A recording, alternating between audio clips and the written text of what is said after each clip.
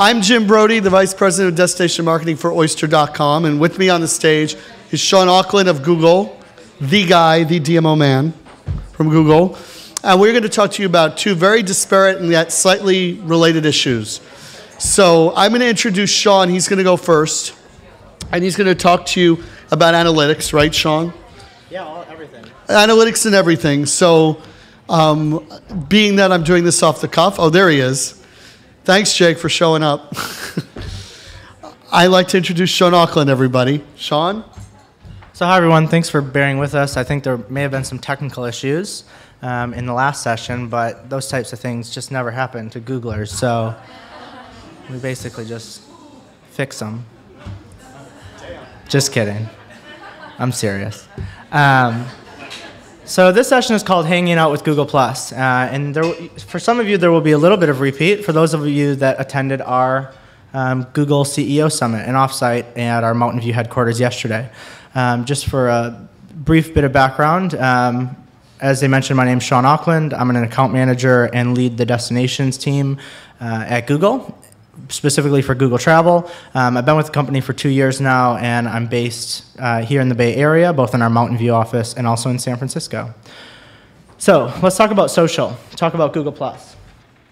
So we hear a lot about social at conferences, and I love this graphic because back in the day when you wanted to talk to somebody about something or what was in the public consciousness or your own, we obviously communicated in person or on the phone or at work. And I imagine by the looks of this picture, these two folks are very, very excited about the Cosby Show episode they watched last night.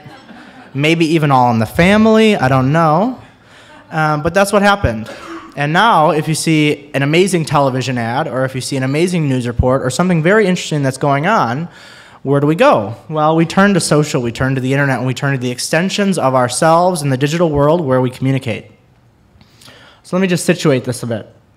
We've heard a few different things about how social has functioned for all companies, including destinations, but I know from my own experience working with destinations across the country, what the difficulties are with social media as it exists right now. So the first here that I have is it's hard to activate our social base. We have spent years in money, people power, and campaign focus to acquire fans under the premise that they will be our owned base of folks that are interested in our destination. Does this sound familiar? The challenge is, what do we do with those followers? In what ways, A, do we continue to reach out to them and have through whatever algorithm you happen to be playing by the rules in, your content that you create visible, right? But also, in what way are they working on your behalf, right? Like, how do we reactivate them? So that's the first. The second is comments are not conversations. You know, today I'm talking about social, and yesterday we did a lot of conversations with our group on mobile and video. Two forces that with the rise of broadband and devices are absolutely changing how people research travel and fundamentally how they use technology. And I'll bring it back to broadband because better technology, faster connections, and higher expectation on my part as a user allow me to what? Engage with richer content and have a more authentic experience online, right? So comments are not conversations. Or even just this sense of social fatigue on what is it for or is it all that authentic, right? Third, recommendations lack staying power. So the example I used yesterday is so we're in San Francisco now, we were in Mountain View yesterday, but if you happen to be out around the city over the next few days and you would love the best burrito of your whole life, I'm gonna recommend going to Papalote. I love that burrito place. And I didn't mention this, but I happen to also be from Wisconsin in the Midwest. And that's where most of my social friends are. Online, they're usually in Wisconsin, so when there was a terrible football play called for the Packers recently, that was all I heard about for 2 or 3 days online. But say I go to Papalote, I have a great recommendation, and what do? I rave it on top of the mountain, and social allows us to do that. Great food, bad hotel, good hotel, great destination. My experiences matter, and I want you to know because I had that experience. So what do? I post online to whatever social site I'm using, Papalote is frickin' awesome. And nobody cares because my friends are not here in San Francisco. It's not to say that it wouldn't matter, but it's going to matter when they come here. And that might be 6 or 8 months down the line. So recommendations lack staying power. The last one, marketing is fragmented. You know, I've heard throughout the morning that, and I will applaud this conference, eTourism, for being one of the first to realize that digital as a moving force in the tourism industry should be recognized and discussed as a group. And that digital shouldn't be just something we do in marketing. It should be part of every single department we operate. It should be part of customer service. It should be part of sales. And it should be part of marketing. But so too, social should be every part of your marketing efforts. We're not talking social lives on its own and let's put these things on this site, right? So people can go look. What we're actually saying is, how social is your video strategy? And if you've been looking at or hearing some of the things I've been hearing today and the research I frequently look at around mobile, how social is your mobile strategy? So marketing is fragmented, and that's true. Okay. My first point here, and I alluded to this just in my last sentence, around putting things on your social site. We have social destinations, and that's probably most well known as social media. And that's not what I'm more referring to here. I'm talking about social, which I will define, and we at Google define, as the power of relationships, your own identity, and the ability to share online. It's not any one destination. We happen to be curating a destination, but that's just one part of the story for me. Moreover, it is, like I said, part of who we are every day, right? Okay, so how do we get that to be more authentic, and how does it fit into marketing? Here's an example, and maybe you're familiar with this. As marketers, we put a stimulus out into the market, and we hope people will want to know more. And frequently, very frequently, what they do is they do a search to learn about that. So I was just watching this morning the most beautiful iPad app made by the state of Montana. And what we hope that folks will do is watch these sweeping vistas of this gorgeous state and want to learn more, because I wanted to when I watched it. So they will search. And then as they move into what some of us would call the zero moment of truth, and I'll touch on that in a second, we start to do proactive research. Why? Because it's not difficult, because we're savvy, and because the internet allows us to. And that might be reviews, that could be blogs, that could be videos, that is also your own social network. So where are we at with that? 50% of people right now are talking more online than they do in real life. And if you're dystopian, that might make you want to cry. If you're realistic, you might think, actually, I communicate with people more than I used to. For how many of you is this true? I know for me, without text messages, I think it would be pretty difficult to stay in touch with as many people as I do. So second, in 2011, so last year, prior to purchasing, on average, shoppers across all verticals consulted 10 sources before pulling the trigger. And travel sort of fits right in the middle of this. It's about 10.2 sources. So, like I said, we do a lot of gut checking. And then lastly, 1 in 4 search results, and this is what we know really well is search, of the world's top 20 largest brands come from user-generated content. So what are your users saying about you? Because you're probably not the only ones talking about your brand or talking about your destination. Okay, so the parting is getting bigger. What does that mean? It means that social media is something many of you have been doing for years, and the amount of face time that this topic gets at conferences is incredible, which, and I said this yesterday, but I personally think that's because it is an under-prescribed media, is you can do really anything you want, so there's a lot of time that we can spend talking about what to do. But think of it this way. Video alone right now on YouTube, which is another property that we at Google operate, we see 72 hours of video uploaded every single minute. 72 hours every single minute. And if you heard me speak last year, that number was more around 36 to 48. It has increased significantly. So there's a lot of content. Same is true with social. I want to show this too, because I just came from a session that talked about mobile.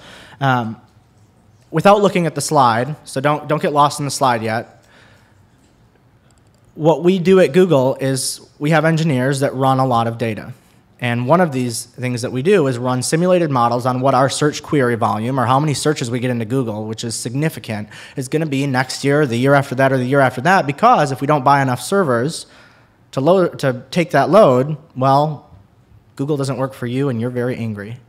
So this is the same technology that I ran our own query graph for travel on. So this is travel queries since January of last year. And the gray you'll see is desktop queries. The green is smartphones, and you can see the yellow is tablets or variations of different sized tablet devices. And what you can see is where this shaded color changes is just a month and a half ago.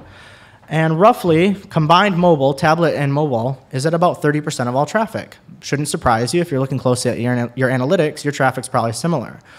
But I'm not just a historian today, I'm also telling the future in that if this trend continues, and there's good reason to expect that it will, by the end of next year, half of your traffic, ergo half of the researching that's happening, is going to be happening on mobile devices.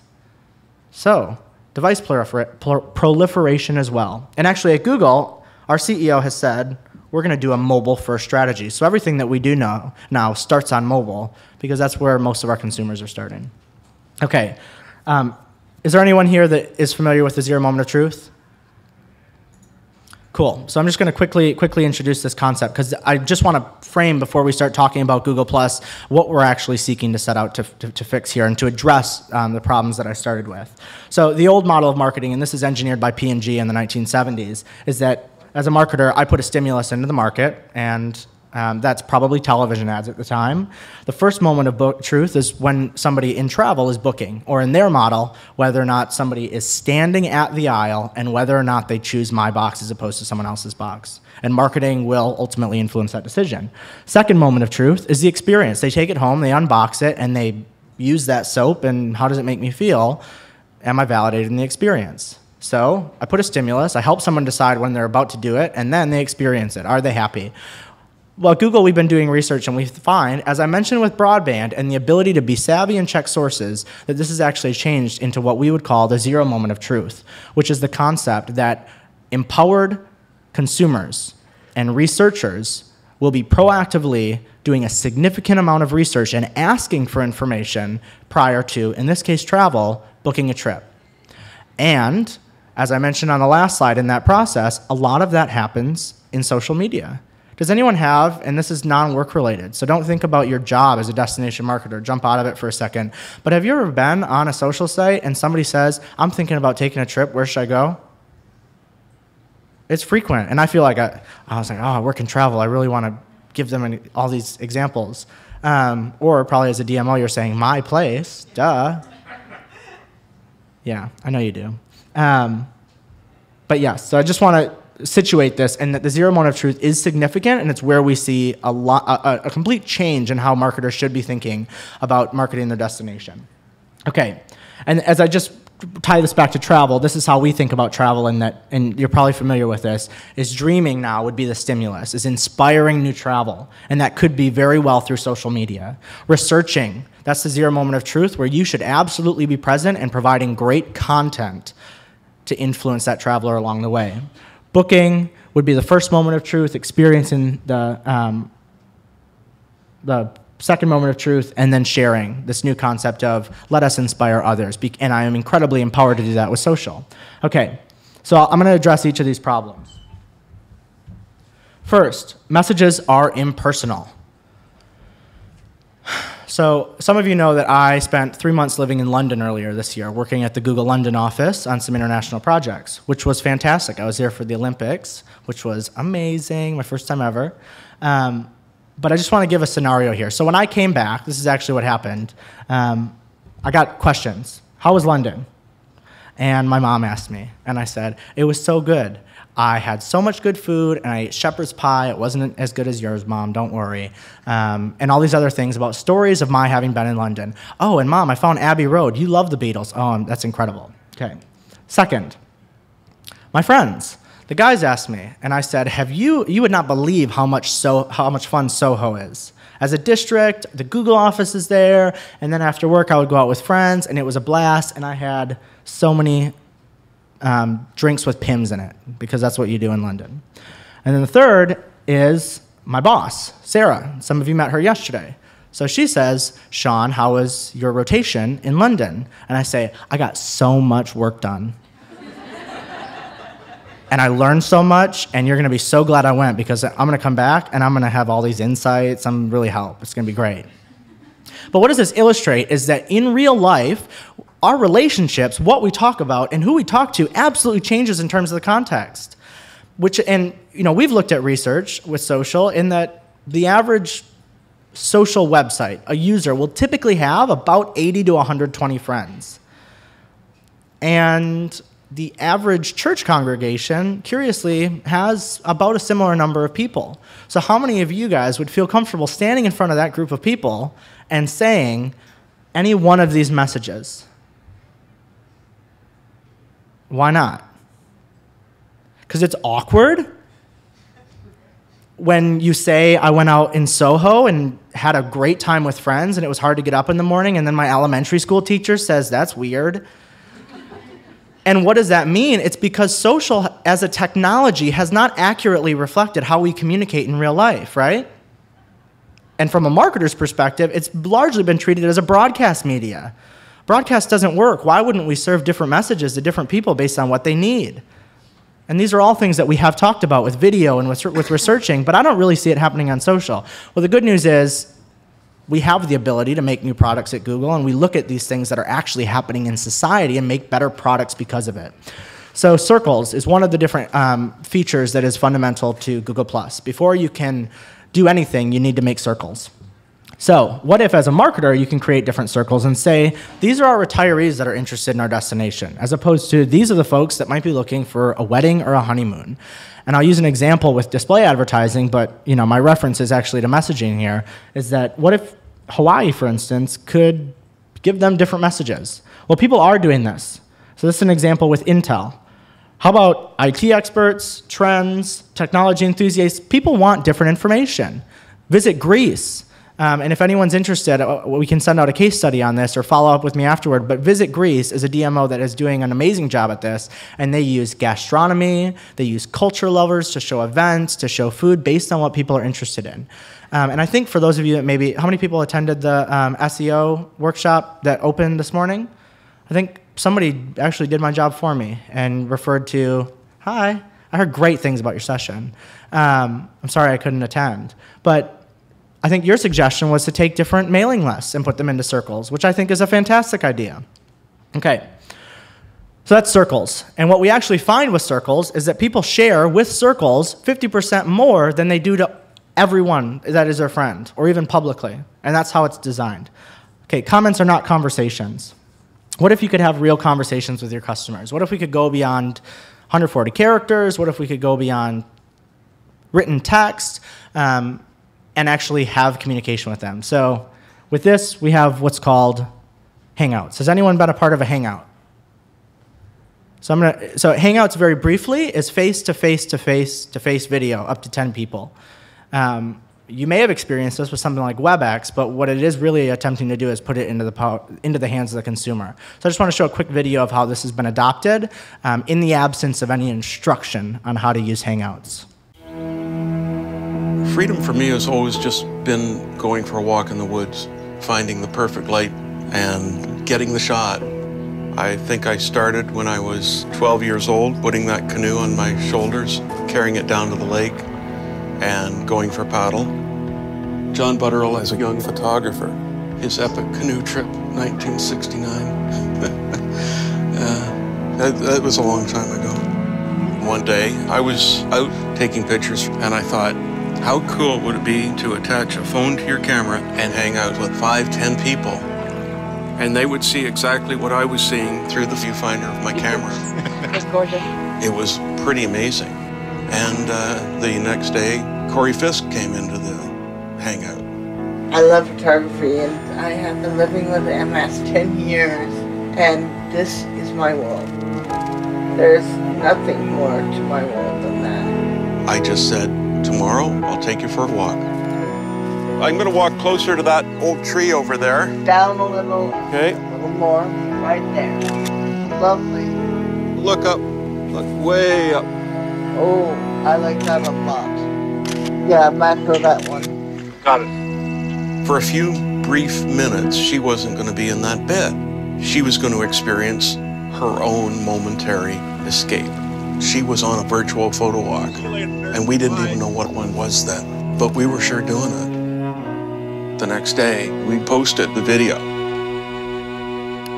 People saw it and started sharing it, and photographers all over the world jumped on board.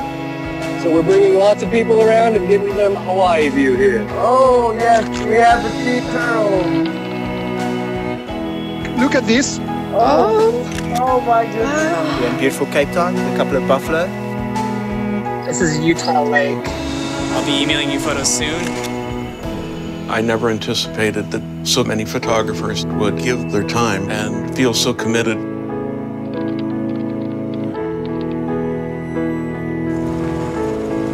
As a photographer, you're in a special place taking pictures, and now people are with you, and for that brief time, you're giving them a little bit of freedom. I'm just gonna sneak around here.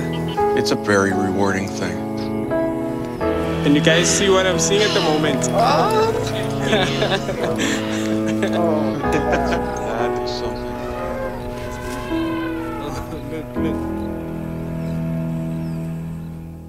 So for me, you guys are travel marketers and you sell experiences. And tying it back to what I said about broadband and video and maybe authentic social experiences, I think there's a tremendous opportunity to inspire and to sell your destination with live video. And to come back to the product portion of this is that the cool thing is this is completely free.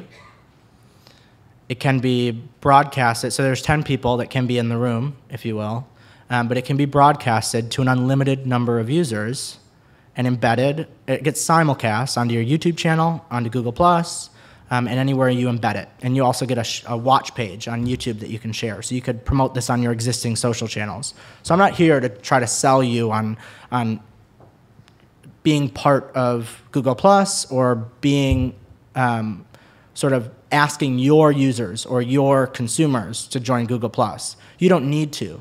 You can embed this video on your website and there's no need to sign up for anything. You just click play like you would a YouTube video and it turns out it's a live stream.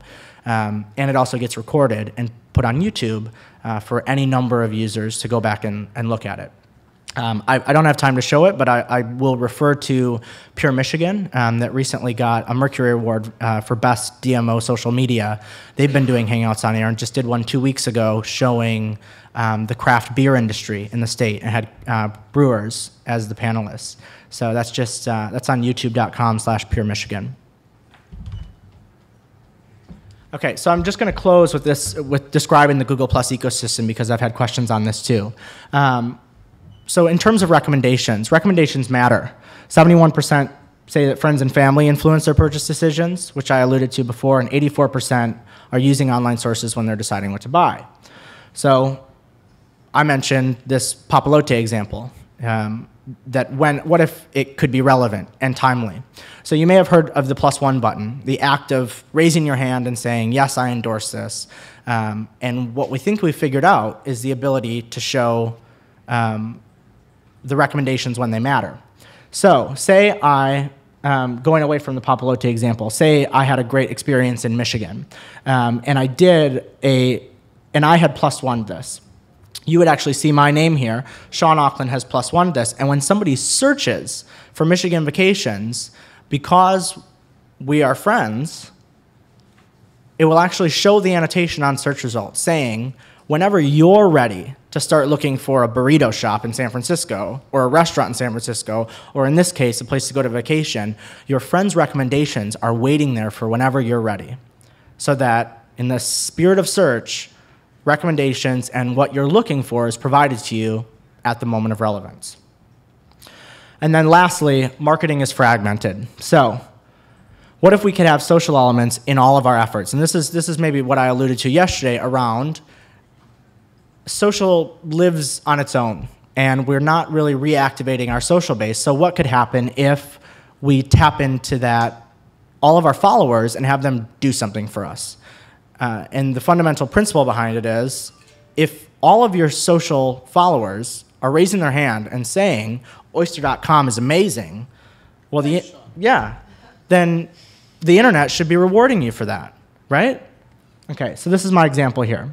And this is what we're doing with +1, is that because there's device fragmentation, because it's harder to research, and because your different ways of touching consumers are getting fragmented all over. You know, I heard the comment before, should we even have a website if we have all these social channels? Well, I would argue yes, but let's find a way that your success on social positively impacts your website and everything else. So what you see here is plus ones, and they exist everywhere that you touch your brand. On mobile, on video, on display, on all these different areas that we've known for a long time are segmenting our message and making it harder to market. And then we connect them so that anywhere that someone plus ones you, it positively impacts you. And what I mean by positively impacts you is they start following your plus page to start, and two, sort of the implementation here depends by device or by these different channels to make it fair. But on natural search, for instance, I showed you the example already. If you have 10 million followers, all 10 million followers will show as an annotation to all of their friends at the moment of relevance. And we see click-through rates skyrocket because it's relevant to them. On search ads, which I know many, many of you are already buying, there's a feature called social extensions that are free to implement and that connect your Google Plus page to your social ads so that all of a sudden your click-through rates start going up because annotations are showing for all of those people. And it comes back to the idea that if everyone thinks you're amazing, your marketing should be rewarded. And for instance, if you're producing great content, like a Google Hangout, and all the users are engaging because of that, those efforts will also fix your search. Cool.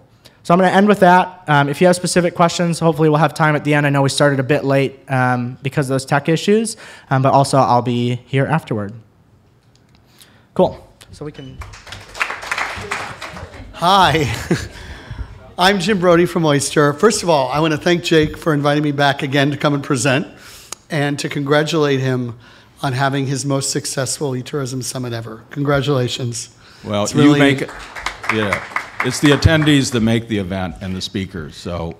And Sean, if you would simply go on Google Plus and tell your friends in Wisconsin about a bratwurst burrito, you'd get a better response, and you know that.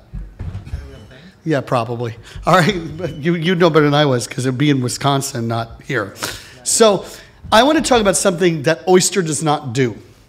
Okay, this has nothing to do with the company I work for, and that's sentiment analysis, social networking, and user-generated content. For the last couple of years, I've been thinking about, okay, well, where are we going next? You know, everyone talks about mobile. We have a very, those of you who've seen me present before, have spent time talking with me, know that I have this opinion that we have a very technology-focused eye on the internet, which sometimes takes us off the marketing ball, right?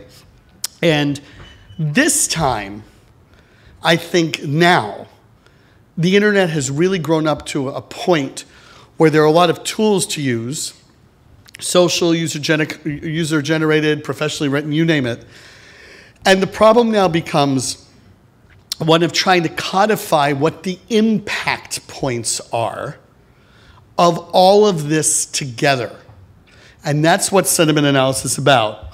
That's Oyster. We can talk about that because we're doing this thing tomorrow morning. That's what we do. Now, on to the meat at hand. All right. Oops. Sorry. That's what I get for using the laptop. Whoops. Sorry about that. Okay. So destination marketing is complicated. You have the way you market, your messaging. The internet was made for you guys. It's as if, you know, Al Gore in the closet somewhere was thinking, if I could come up with a way where nuance and appealing to people that want to do different things really matters, this is the platform. You've got politics. There are people that want to know things that aren't interested in your social networking. They just want to know if more people showed up, right? I mean, that happens a lot. You've got stakeholders. Stakeholders that are demanding that you pay attention to them as much as the big guys or more than you do, or, you know, why don't you treat me special? We all know how that works. Every so often there's a crisis. I was at the Missouri Governor's Conference on Tourism about a month ago, and we were talking about the tornado in Joplin, which leveled the town. And Joplin had a pretty decent amount of tourism up until that point, and how social media played into the messaging about the event. And then unaided brand awareness, people talking about not San Francisco, but maybe the Giants, right? Because the game that just ended, which they apparently won. And that mix involves having to go to people when you're the digital person and tell them this worked. And up until now, everybody's had their own tools. You've got Google Analytics tools, you've got Facebook Analytics tools, you've got TweetDeck and Hootsuite and all this Twitter stuff. And I'm sure Pinterest and Food Spotting and YouTube, everybody's got tools to let you see how those things work. And what happens to the digital marketer is they get mired in campaign to campaign to campaign metrics. It's almost like you're buying advertising even if you're not. And that's important, and you have to do that. But the question becomes, how is the whole thing going? And the beauty of online is there are ways to look at the whole experience. How do you define your brand? And your brand online is not yours alone anymore. And you have to take that into consideration. You can't just stand there and push out a message anymore and ignore the people that come back at you. Trust me, Egypt Tourism, whose government will not let them on social media for obvious reasons, is jonesing to get on there to remind people there are pyramids and mummies and you should come and see it, okay? So what do you do when everybody's talking about soccer riots and, stuff that has nothing to do with tourism and damages it? Or when you're Japan and you'd like people to stop talking about the tsunami? What do you do? How do you measure that? We use your message, there's your response to that message, experiences with your brand, and your message when something goes wrong, and then, of course, sharing and opining. Same thing, that kind of the cycle that Sean was showing you. Travel planning online is about inspiration, motivation, action, and reputation. How do you measure all this? So you want to look at what people are saying about you. Thumbs up or thumbs down, that's the review stuff. That's what Revenate, I think she left the room, but that's what Revenate does with hotels, right? Things you don't see that people are talking about, okay? Maybe you didn't realize it, but there's a new building that went up and a bunch of really crazed architectural minded tourists are all taking pictures of it and sharing it. You've never put it in your messaging. It's just a really cool building. How would you know? How effective is your messaging? Not just online, but that media placement some of you do. The stuff you give to the trade to foment out to you, for you. The path of your promotions, advertising or PR. The arc of a crisis curveball in conversation, like we just talked about Japan and Egypt. How do you tell? And that's what sentiment analysis is. Now, sentiment analysis, for those of you who don't know, quantifies language and ideas. So it literally doesn't measure just where people go and what they click on, what they do, but what words they use. It qualifies the impact of those language and ideas because you can connect what people are looking at and what actions they take after they say those things. This sucked. All right, I'll show you some examples. And then what do they do next? Do they share it on more media, or is it just there? And do other people pick it up and run with that message? It's almost like a focus group. And how many people here have ever paid for a focus group? And you still have a budget? They're very expensive, right? This is a lot easier to do. Imagine if you could see everything everybody everywhere said, I missed the word said, online.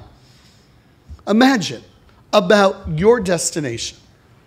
And then you could analyze that and qualify it. That's what sentiment analysis is. You can't see it everywhere, but that's okay because you see it most places. Things you can use. Facebook users connected to you. You cannot analyze Facebook if they're not connected to your page. Their firewall is pretty good. And I talked to a couple of sentiment analysis people that say that they've tried, they cannot crack it. So there you go. Nothing like a little hacking. Twitter, obviously, blogs, Google Plus is another one, images, videos, reviews. Now, there are some limitations to some of these things, but all of this can be compiled together to give you a broader picture of how people feel about you and how they're impacted by the things you try to do to influence them. Not just tool to tool and campaign to campaign, but overall, which is great. Now, how does this, well, first of all, some difficulties. Facebook discussions, again, that are not connected to you, you can't look at. User-generated content in some places is blocked. Some of the OTAs don't want you to grab those reviews. Some international sites, it's very hard to use the Chinese stuff if that's important to you here on the Pacific side of the world. Images and videos that use tags. So right now there's no way to analyze the content of the user-generated video, although there are people working on that. But right now it's only the comments about a YouTube video and the tags in the YouTube video that can be used. So that's great because people are commenting on the video, but if it's a user-generated video, it's very hard to see, what's going on there. And how does this look? So this is a real word cloud. I think you could probably guess what it's about. I picked relevant word clouds. I'm an equal opportunity politician abuser. So this is Mitt Romney's turn. And this was about 72 hours after the first presidential debate. This is a word cloud where clearly the biggest thing to come out 3 days later was they thought he was a liar and he was a bully. And then the next thing, though, is good for him, right? Because it said he looked presidential. Interesting. That's a word cloud, okay?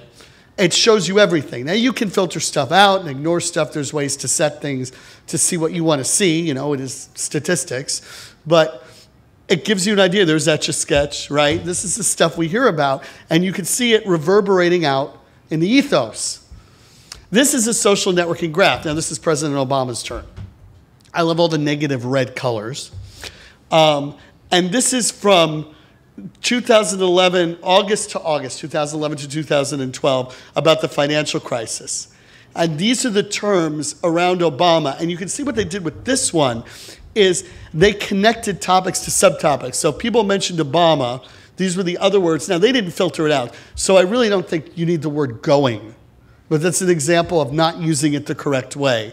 But you can see in relative terms, jobs under loan, you see crisis in banks. Under recession, you see economy and jobs. So this is another way to compile those volume of words and what they mean. This is what's called a semantic concept bar graph.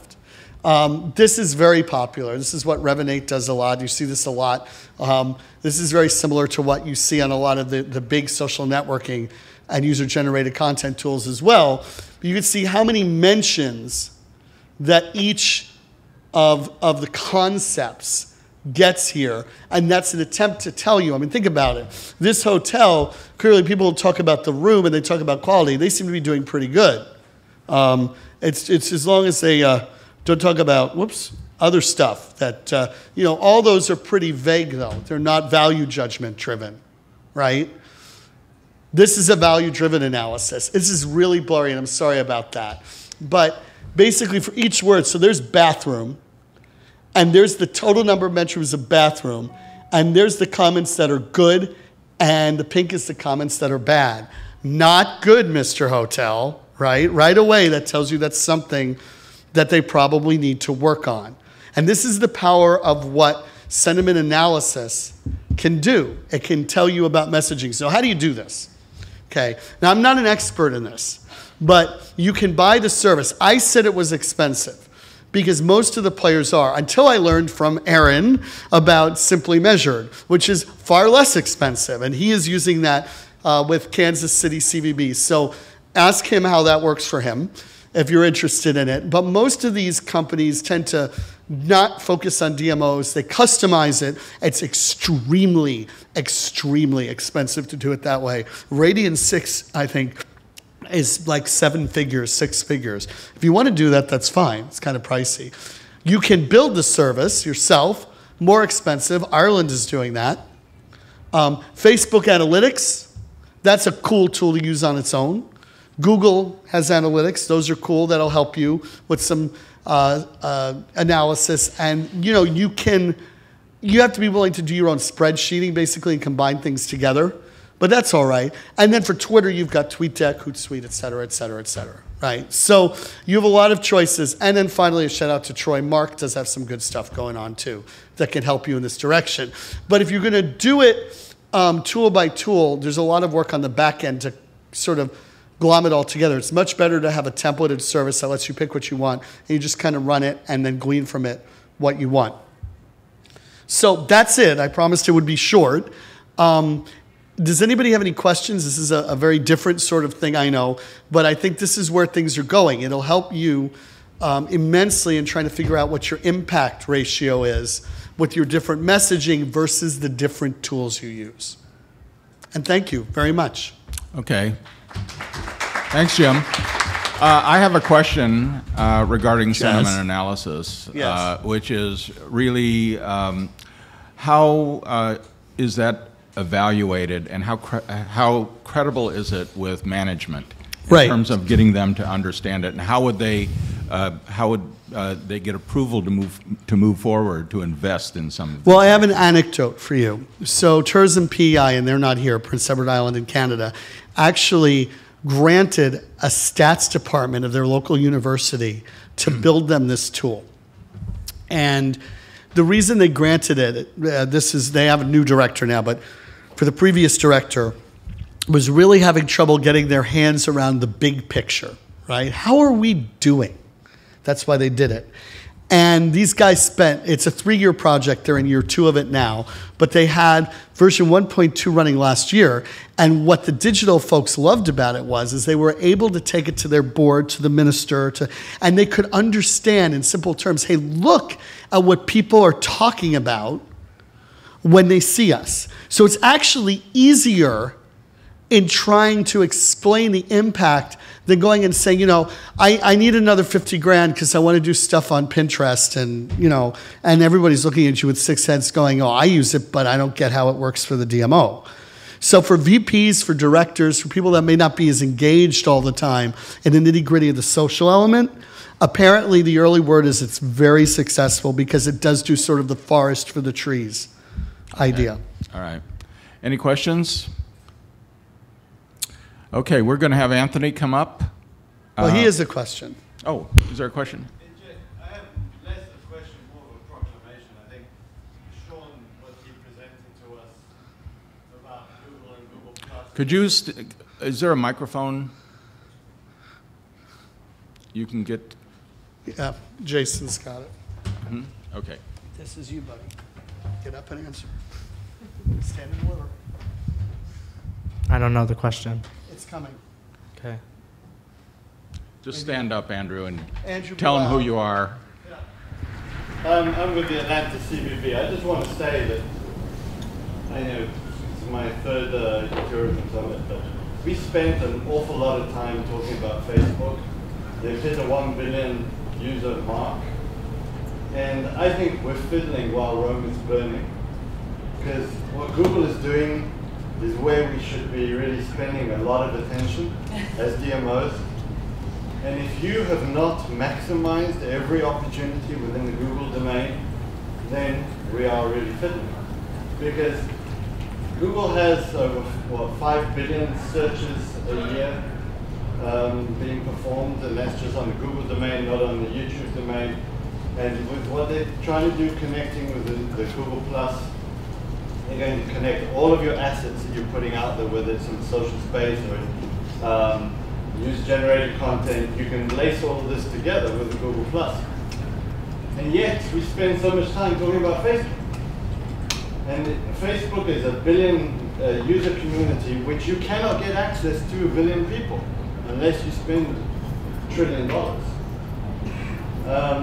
I just looked last night, I'm trying to post something up on Facebook where I took advantage of their publish this, advertise this, sponsor it.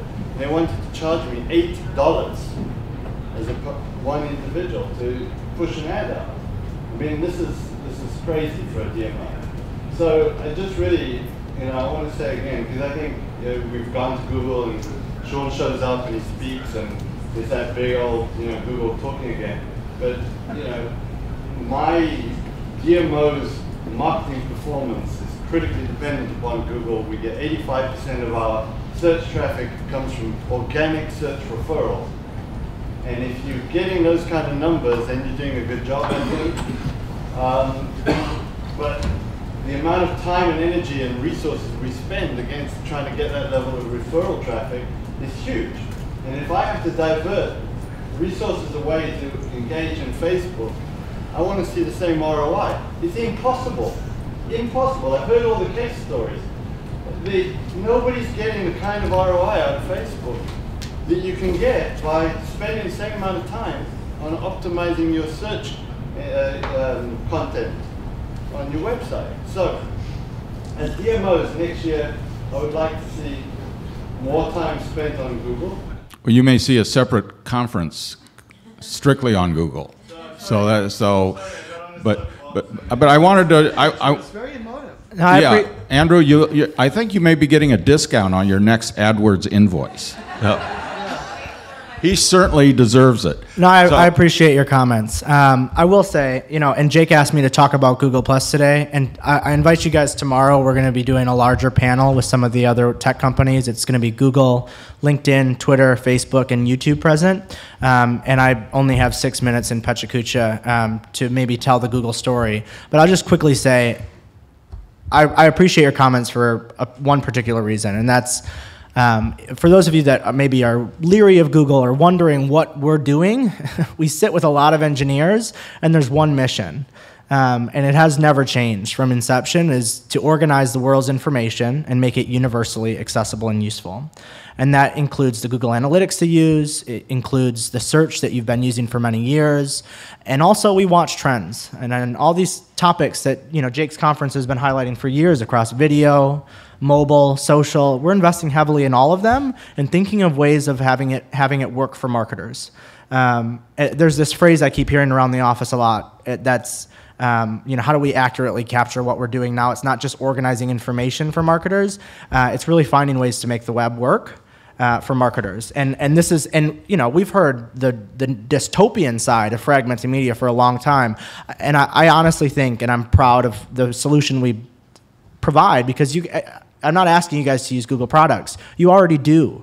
And Google Plus, and the idea of socializing our products is not just a social destination, it is socializing absolutely everything that Google does and that you use all the time. So those are the efforts. And I will just lastly say, you mentioned numbers, and I think we talked about this briefly yesterday. Facebook did just pass 1 billion. I'll give you some stats on Google Plus. It was recently announced 400 million of our users have upgraded to Google Plus enabled accounts, which means they can click that plus button, signed in. And we also find that currently about 100 million of them are actively engaged in the social destination side of it, which is consuming content and spending on average the same amount of time in the stream in Google Plus, which is content from your friends, as is happening on Facebook. So I'm also proud of what we're building as a fledgling and very much growing social network too. Thank you. I think, does anyone here have any comment to defend Facebook in terms of what they're doing? Because I think what they've got going for them, and and I think Sean has spoken to this in the past, is critical mass. And they have a platform where if you were to access a lot of apps and a lot of other platforms, you access it through your Facebook sign up. So once you have so many, there are thousands of these different applications that you can enter without having to register because you're already on Facebook. And I think that's what's driving so much interest. And also, I think Facebook bewilders people, and in terms of how they can use it. But I went to the Facebook presentation yesterday, and they do have, they actually have products that I was able to, sort of understand in a, in sort of a rudimentary way that people can use. They don't have a robust platform like Google that has, several dimensions to it. And it's data-driven. Google is a data-driven product, right? It's driven by data. It's driven by what users are looking for. Facebook is driven by the connections and only the connections that users make. They have two separate purposes in life. Facebook just did it first, so they reached critical mass. Everyone hear me, right? Yeah. So just like Twitter is the megaphone. It is the megaphone, okay? But there's a lot of wasted space on Twitter. Facebook is a lot of personal interest that delves into this thing and the other. Google is much more directed because it's data-driven. So that's what I would say the differences are. As long as you have all those, you have to pay attention to all of them. But I can't disagree. I think Google has a much larger presence on the landscape. It's almost not comparing apples to apples, really. No, it isn't. You know, when you're looking at it, I don't mean to defend Facebook, but it's a different product.